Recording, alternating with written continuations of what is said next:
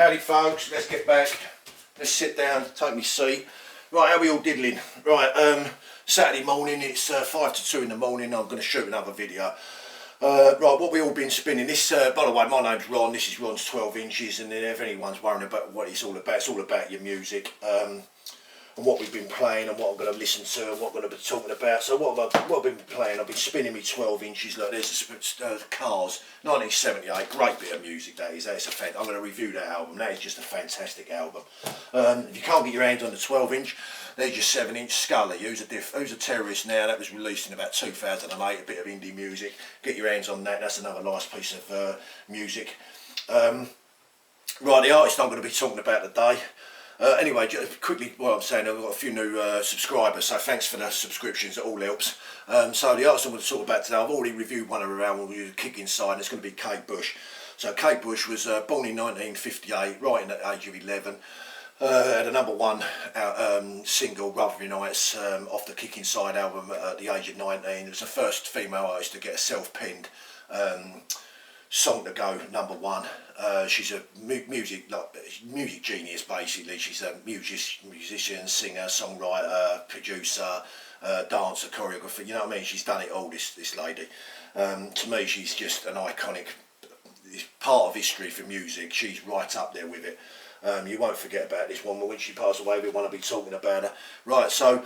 Obviously the first 3 albums come out on the EMI label. EMI tried to shove too much down her Gregory, and she weren't too happy about it. The second album, Lionheart, I like the Lionheart album, but she weren't too happy about it because they, you know what I mean, they kept on forcing her to put more and more music out because they knew they had not a powerful person, you know what I mean, a real presence there, and they wanted to get milk her for all she was worth before she was ready. So obviously the Dreaming then come out, which was a whole new, like, different variation on music really. It was just totally different from the first 3 albums.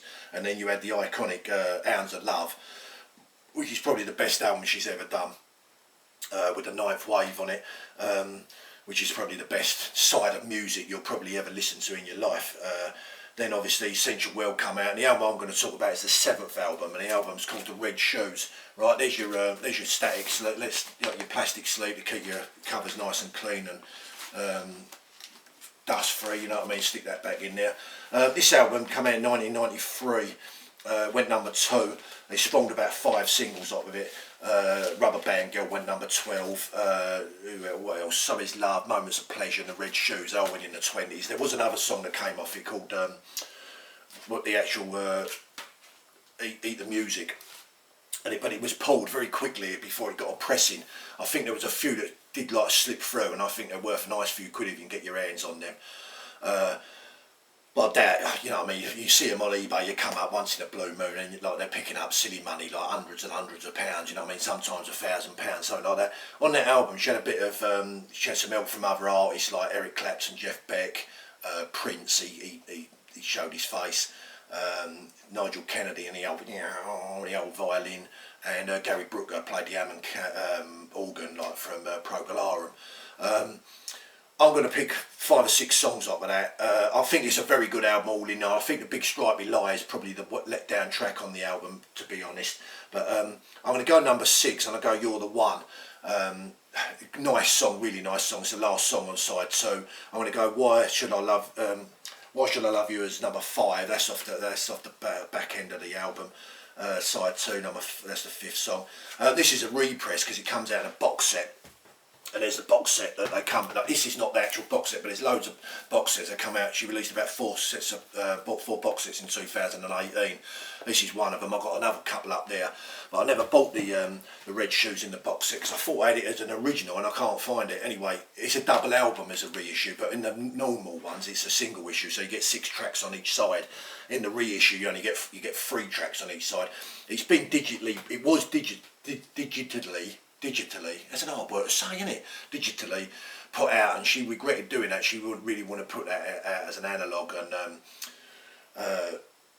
using the master tape. So she actually took 7 of the songs off of that album and put them on this album, which is the director's cut, and she tweaked them a bit musically wise, and like she just wanted to see what, you know what I mean, another take on it 20 years after she released this album. Me personally, I prefer this album for the songs that I like. There is other songs on there because the song Off the Central World. This woman's works on there, and that's just an absolutely fantastic piece of music. Right, so number 4 was a flick up between Top of the City and Lily. Well, I've put number 4 as Top of the City. Now, there wasn't much in it really. I just like both the tracks, so we'll skip up to that. So we go number 3, which is Lily. Now that Lily was the first track she played when she'd done that before the Dawn theatre production at the Hammersmith Apollo. It came like she opened the show with that every night, and oh my god, I got a ticket for that. It cost me £300 because going on the internet looking for 2 tickets for me and the missus. I couldn't get 2 tickets, I could only get one. The missus come home and said, "Did you get any tickets? How'd you get on?" And I said, "No, I couldn't get in, I could only get one." Oh, she said, "Oh, well, at least you're going." I said, "Well, no, I'm not, because I didn't get the one ticket, did I?" I said, "I'm trying to get you a ticket." So, because I didn't get the ticket, I was gutted. I could have got it 3 times, you know what I mean? I had so many chances to get one ticket, but I just didn't want to go anyway. Cut long story, I ended up paying £300 to a tout. But watching the show, looking back on it, that's 7 years, 2014 that was, and looking back I think to myself, you know what, it's money well spent. I loved it. It was just absolutely fantastic. Seriously, the clarity of this woman's voice when you go and see her live, it's just like listening to it coming out your sound system. Seriously, you've got a quality bit of kit, like I've got a bit here. It's just like listening to that. When I was sitting down watching her, I just thought to myself, oh my god, that is just amazing, seriously. So I'm going to pick Lily as number 3. It's about a spiritual healer, Lily Cornford. She wrote, like she was a friend of Kate Bush, and so she wrote about her. Now obviously Paddy Bush is on this, and Dan McIntosh is on this album. Obviously Paddy Bush is her brother, and Dan McIntosh is someone that she married after she split up with Del Palmer. Now she had a lot was going on when she wrote that album. She had Del Palmer, she split up with him, it's a long time relationship. Her mum was really ill. She had Alan Murphy, which is a guitarist, really close. She was really close with one of her favourite guitarists. He passed away, and the film director Michael Powell, he passed away, and there was a couple of other people that popped a clog as well, unfortunately. So that was brown bread. So yeah, that didn't help, you know what I mean? No, yeah, with what's going on at the moment, you know what I mean? You don't want to be, that's the last thing you want to be talking about. Anyway, yeah, so she's dedicated a lot of these songs to these people. Right, so the number 2 song on there, is my number 2 on this album, is So Is Love. Now that is an absolutely quality piece of music. Go and listen to that piece of music. You won't be disappointed. It's about a love affair, but it is just, oh my lord, it's got Eric Clapton in the back, like coming in with a guitar, and he's quite heavy, Clapton, because he was like out of Cream, and that was a bit of a progressive rock band, and he does play a little bit of, he can play obviously soft guitar. If you've ever heard Eric Clapton play guitar, he's just one of the most iconic guitarists ever born, you know what I mean? It was like he was born with a guitar. But he can play a powerful bit of music, and on that song it is powerful, and that works. You know what I mean? Like the bass, the drum comes in. No, it's just a fantastic piece of music. It just works right the way across the board. You won't be disappointed listening to that. Right, the number 1 song. This was released in 1993, by the way. It went number 2 in the charts. Once she released it, she disappeared off the face of the earth for about 12 years. Come back with Ariel. I didn't get that album at all. It was all about, because she had a boy with McIntosh, and his name was Bertie, and it was all about, I think there was a song on there about him, and there was another song on there called Washing Machine. I just didn't get it, you know what I mean? But obviously I think it worked for a lot of people. I was happy to get a bit of music out of her. To me, I remembered her from the old school, so I was a little bit disappointed. I've got the album, it's down there somewhere, but I've not really chucked it on too many times. Right, so the song that I think is the best song this lady's ever released is 5 minutes 16 of pure and utter class. Seriously, stop what you're doing. Seriously, stop what you're doing. Go and get yourself access to the internet and go and download this piece of music. Now it's number 4 on side 1. It's called Moments of Pleasure. Oh my lordy, what a piece of music. Seriously, it's one of the best songs you will ever listen to. It's just basically her on the piano. It's got background music in it, like percussion and all that, but nothing overpowering, and it's just her and her voice and the piano. She played it on a Michael Aspel show. Oh my god. Go and listen to it. It's on YouTube. You can go and look at that. the actual clarity of this lady's voice. Her range is just second to none.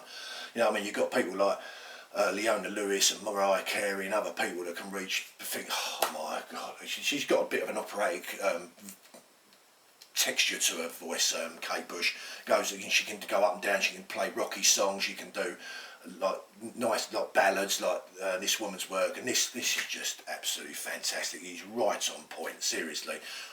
He's just absolutely different class. He's mesmeric, seriously. I love it.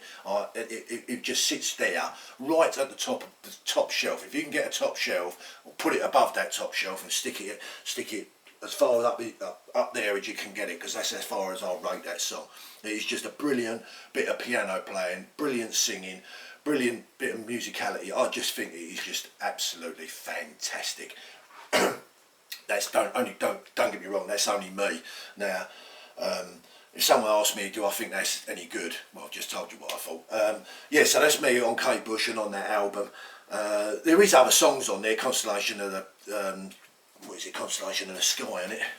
Constellation of the Art, Solomon, King of Solomon, and other songs. And they're all good songs, Red Shoes. They're all good songs, but I'm taking them 6 off.